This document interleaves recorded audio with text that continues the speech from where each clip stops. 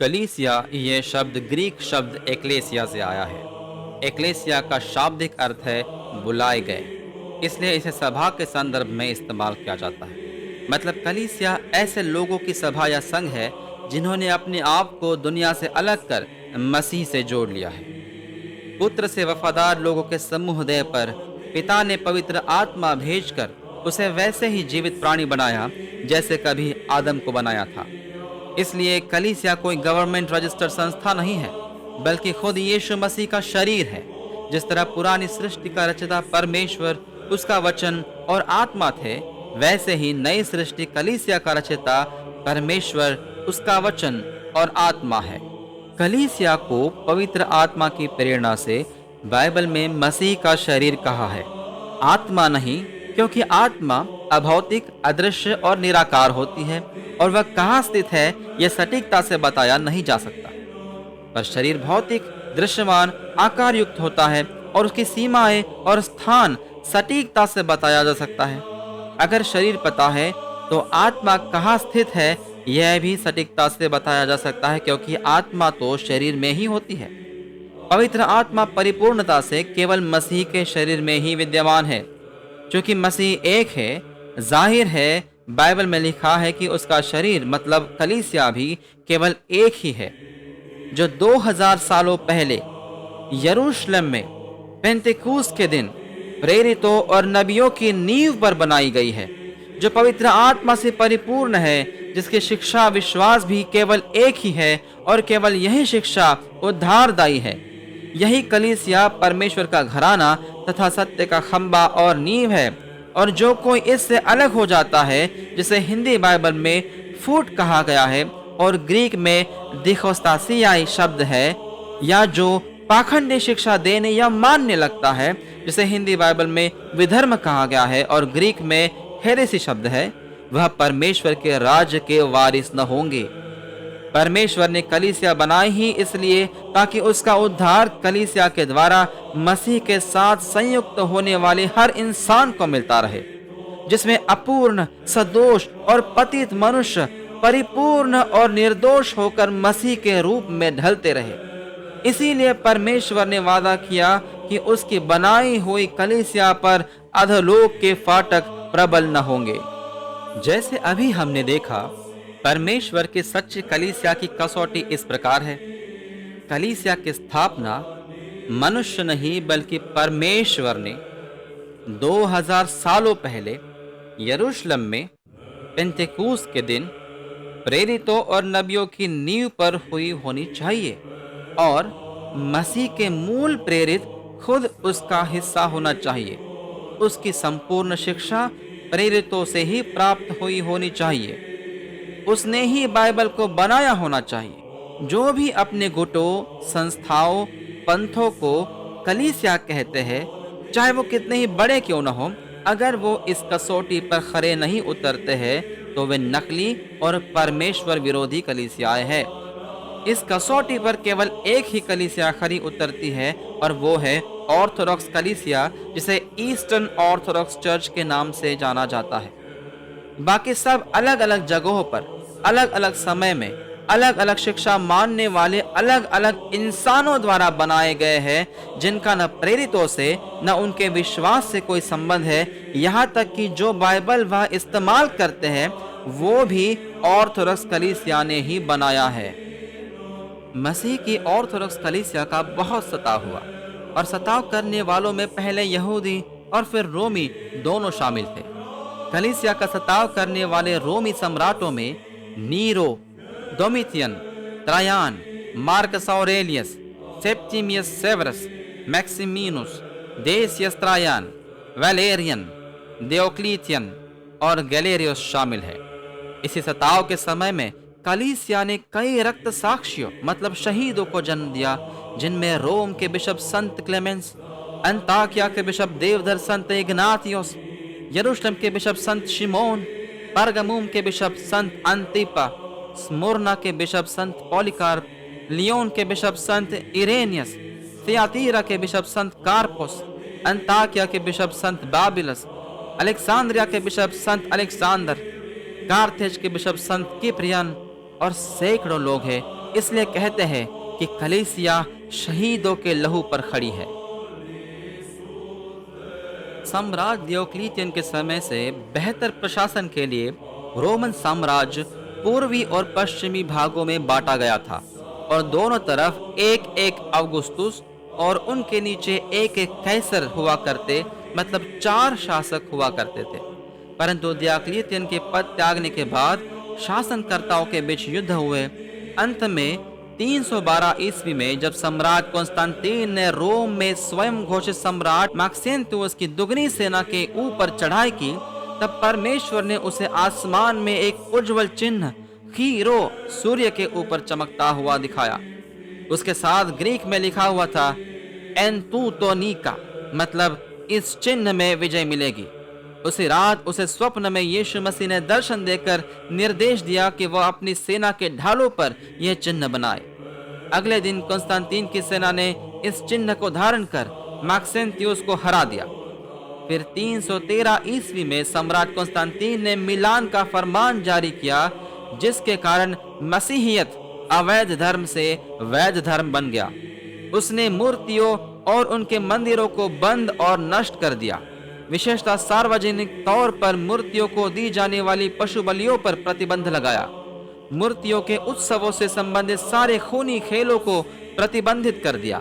क्रूस पर चढ़ाकर मृत्यु दंड देने की रोमी पद्धत उसने बंद कर दी। सरकारी पदों पर मसीहियों को बढ़ावा दिया और कई मसीही मंदिरों का निर्माण करवाया। और यीशु मसीह के पुनरुत्थान के कारण प्रभु के दिन, प्रभु की आराधना के लिए रविवार को कामकाज से छुट्टी का दिन घोषित किया। भौतिक सताव से तो कलीसिया मुक्त हो चुकी थी, लेकिन आत्मिक सताव अभी बाकी था। जैसा कि यीशु मसीह और उसके प्रेरितों ने बता कर रखा था कि झूठे नबी, झूठे शिक्षक आएंगे। प्रेरितों के समय से ही सच में कई ऐसे परमेश्वर के सेवक होने का स्वांग रचाए शैतान के सेवक आए, जिन्होंने कलीसिया की शिक्षा का विपरीत शिक्षा देकर लोगों का उद्धार नष्ट करना चाहा। उन पाखंडियों में ग्नोस्टिकवाद, गुप्त ज्ञान की बातें करता और मसीह के मनुष्यत्व को नकारता। एबियोनवाद मसीह के दैवत्व को, उसके कुमारी से जन्म को और पौलुस को नकारता था। धोखेवाद मसीह के मनुष्यत्व को नकारता और सिखाता था कि यीशु मसीह का पूरा जीवन सिर्फ एक माया थी। मार्कियोनवाद सिखाता था कि पुराने और नए नियम के ईश्वर अलग अलग है, एक बुरा तो एक अच्छा है, और पुराने नियम को नकारता था। प्रेरित भी अपनी पत्रियों में इसका उल्लेख करते हैं। जब जब कोई पाखंडी शिक्षा फैलती तो कलीसिया धर्म सभा बुलाकर उनका खंडन करती, जैसा प्रेरितों ने किया था। ऐसी कई स्थानिक धर्म सभाएं हुई जिनमें नियो कैसरिया, गांगरा, अंताकिया, लाउदीकिया, सरदिस, कार्थेज उल्लेखनीय है। उसी तरह पूरे मसीह इतिहास में 9 वैश्विक धर्म सभाएं भी हुई, जो इस प्रकार है। पहली वैश्विक धर्म सभा निकेया प्रथम। इसमें अरियसवाद को खंडित किया गया, जो सिखाता था कि पुत्र परमेश्वर नहीं है, बल्कि पिता की केवल पहली और सर्वोच्च रचना है। कलीसिया ने घोषित किया कि पुत्र पिता से एक तत्व और समसनातन है, इसलिए परमेश्वर है, रचना नहीं। दूसरी वैश्विक धर्म सभा कॉन्स्टेंटिनोपल प्रथम। इसमें अर्ध अरियसवाद अर्थात समानतावाद को खंडित किया गया, जो सिखाता था कि पुत्र पिता के जैसा या समान है, पर एक तत्व नहीं है, और पवित्र आत्मा पुत्र की प्रथम रचना और साधन है, इसलिए स्वयं परमेश्वर नहीं है। इस धर्म सभा में मार्सेलुसवाद को भी खंडित किया गया, जो सिखाता था कि रचना और उद्धार के हेतु परमेश्वर पिता दो में अर्थात पिता और पुत्र में विस्तारित हो गया। फिर उसी में विस्तार होकर पवित्र आत्मा भी आया। युग के अंत में पुत्र और पवित्र आत्मा फिर से पिता में समा जाएंगे और सिर्फ पिता ही बचेगा। कलीसिया ने घोषित किया कि पिता, पुत्र और पवित्र आत्मा एक तत्व है और समसनातन है, इसलिए वह त्रिएक परमेश्वर है। तीसरी वैश्विक धर्म सभा इफिसुस। इसमें नेस्टोरियसवाद को खंडित किया गया, जो सिखाता था कि परमेश्वर का पुत्र और मरियम का पुत्र अलग अलग व्यक्ति है और केवल ऊपरी तौर से संयुक्त है। कलीसिया ने घोषित किया कि परमेश्वर का पुत्र ही मनुष्य बना है, इसलिए वह एक ही व्यक्ति है, दो नहीं। हालांकि उसमें ईश्वरीय और मानवीय ऐसे दो स्वभाव अर्थात गुण जरूर है। नेस्तोरियसवाद के समर्थक नेस्तोरियस को कलीसिया से बहिष्कृत कर दिया। उसके अनुयायियों ने फारस में 5वीं शताब्दी के अंत में अपना पंथ स्थापित किया, जिसे आज Assyrian church of the east के नाम से जाना जाता है। चौथी वैश्विक धर्म सभा हल्केदोन। इसमें पाखंडी यूतिखिस के एक स्वभाववाद अर्थात एक गुणवाद को खंडित किया गया, जो सिखाता था कि मनुष्य स्वभाव ईश्वरीय स्वभाव में घुल जाने के कारण देहधारी परमेश्वर के पुत्र में केवल एक ही स्वभाव है। इसके बाद अंताकिया के सेवरोस ने एक स्वभाववाद की अलग व्याख्या रची, जिसके अनुसार देहधारी परमेश्वर के पुत्र में जो एक स्वभाव है वह दो स्वभावों से मिलकर एक बना है। कलीसिया ने दोनों एक स्वभाववादों को अस्वीकार किया और घोषणा की कि देहधारी परमेश्वर का पुत्र एक व्यक्ति है, पर उसमें ईश्वरीय और मानवीय दोनों स्वभाव एकता में मौजूद है। इस धर्मसभा में कलीसिया से बहिष्कृत एक स्वभाववादियों ने जिन पंथों को स्थापित किया, उन्हें आज मिस्र में कॉप्टिक, सीरिया में जैकोबाइट, भारत में मलंकारा जैसे नामों से जाना जाता है। 20वीं शताब्दी से ये उनके पंथ के नाम में ऑर्थोडॉक्स शब्द का इस्तेमाल करने लगे हैं, जिसकी वजह से बहुतों को भ्रम होता है कि ऑर्थोडॉक्स कलीसिया और ये लोग एक ही है। 5वीं वैश्विक धर्म सभा कॉन्स्टेंटिनोपल द्वितीय। इसमें हल्केदोन धर्म सभा के निर्णयों की पुनः पुष्टि की तथा उन्हें और अधिक स्पष्ट किया तथा विभिन्न पाखंडों का खंडन कर उनके लेखों को दोषी ठहराया गया। 6ठी वैश्विक धर्म सभा कॉन्स्टेंटिनोपल तृतीय। इसमें एक इच्छावाद और एक ऊर्जावाद को खंडित किया गया, जो सिखाता था कि देहधारी परमेश्वर के पुत्र में केवल ईश्वरीय इच्छा और ईश्वरीय ऊर्जा अर्थात कार्य है। कलीसिया ने घोषित किया कि इच्छा और ऊर्जा अर्थात कार्य का स्रोत स्वभाव होता है, व्यक्ति नहीं। इसलिए देहधारी परमेश्वर के पुत्र में ईश्वरीय और मानवीय इच्छा तथा ईश्वरीय और मानवीय ऊर्जा अर्थात कार्य मौजूद है, क्योंकि उसमें दो स्वभाव है। 7वीं वैश्विक धर्म सभा निकेया या नाइसिया द्वितीय। इसमें प्रतिमा भंजकवाद को खंडित किया गया, जो सिखाता था कि प्रतिमा मतलब आइकॉन का आदर मूर्ति पूजा है। कलीसिया ने घोषित किया कि उपासना और आदर में फर्क होता है। आदर सबका किया जा सकता है, परंतु उपासना केवल परमेश्वर की ही की जा सकती है। परमेश्वर से जुड़ी हर चीज आदर योग्य है, जिसमें पवित्र आइकॉन मतलब प्रतिमा, बाइबल इत्यादि शामिल है। 8वीं वैश्विक धर्म सभा कॉन्स्टेंटिनोपल चतुर्थ। इसमें पश्चिमी स्थानिक कलीसिया द्वारा निकेया के विश्वास अंगीकार में जोड़े गए अतिरिक्त शब्द फिलियोक्वे अर्थात और पुत्र से को अस्वीकार किया गया और कबूल किया गया कि कोई भी निकेया के विश्वास अंगीकार में बदलाव नहीं कर सकता। यीशु मसीह के कहे अनुसार पवित्र आत्मा केवल पिता से निकलता है। पुत्र पिता से अनंत में जन्मा है और आत्मा पिता से अनंत में निकलता है। यह बड़ा रहस्य है और केवल इन दो शब्दों के द्वारा ही हम तीन व्यक्तियों में भेद कर सकते हैं। यदि हम कहते हैं कि पवित्र आत्मा पिता के साथ साथ पुत्र से भी अनंत में निकलता है, तो पवित्र आत्मा पिता और पुत्र से गौण और छोटा हो जाएगा, क्योंकि उसमें वह गुण नहीं है जो अन्य दो में है। 9वीं वैश्विक धर्म सभा कॉन्स्टेंटिनोपल पंचम।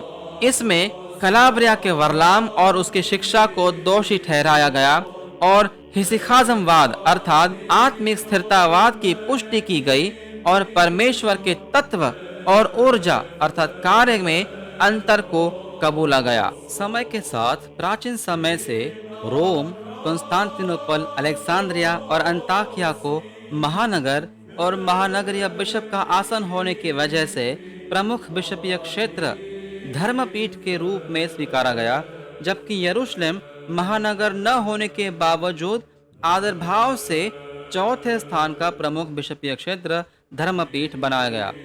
हर छोटे बड़े बिशप का कार्य क्षेत्र तय था और कोई भी बिशप अन्य बिशप के कार्य क्षेत्र में दखल नहीं दे सकता था।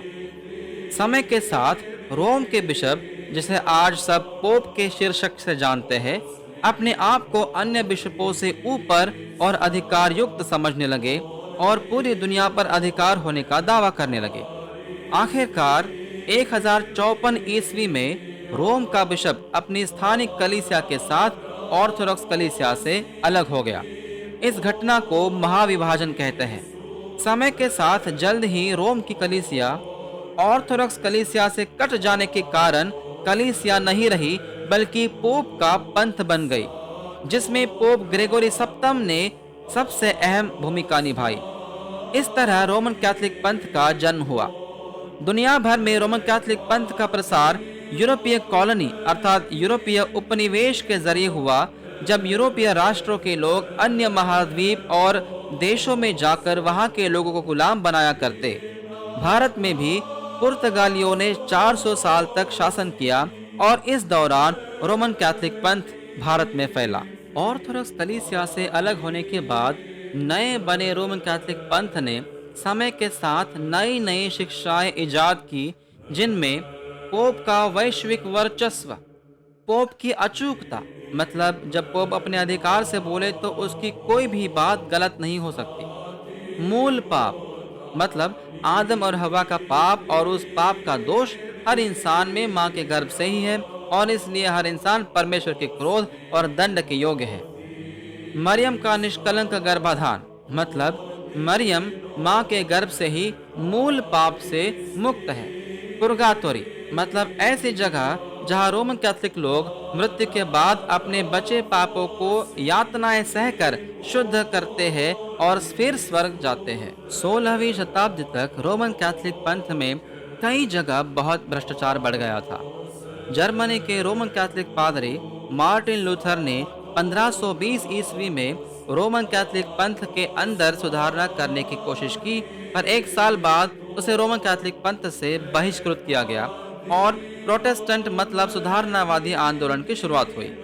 उसी समय से अलग अलग जगहों पर Ulrich Zwingli, John Calvin, John Knox, Thomas Cranmer जैसे सुधारणावादी उत्पन्न हुए और उनके साथ अलग अलग सैकड़ों प्रोटेस्टेंट पंथ अस्तित्व में आए, जिनकी शिक्षा न केवल रोमन कैथोलिक पंथ से बल्कि एक दूसरे से भी अलग है।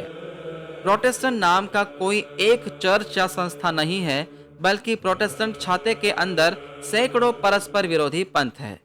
यह सारी घटनाएं मुख्यतः पश्चिमी यूरोप में घटी, जबकि पूर्व अर्थात इसराइल, मध्य पूर्व, पूर्वी यूरोप में जहां ऑर्थोडॉक्स कलीसिया थी, हमेशा कभी मुसलमानों द्वारा कभी कम्युनिस्ट द्वारा सताई गई, पर हमेशा प्रेरितों के विश्वास से वफादार और एक रही। आज भी ऑर्थोडॉक्स कलीसिया जो प्रेरितों की कलीसिया है, जो परमेश्वर की कलीसिया है, मसीह के पुनरुत्थान की गवाही दे रही है और बिना मिलावट शुद्ध शिक्षा दे रही है।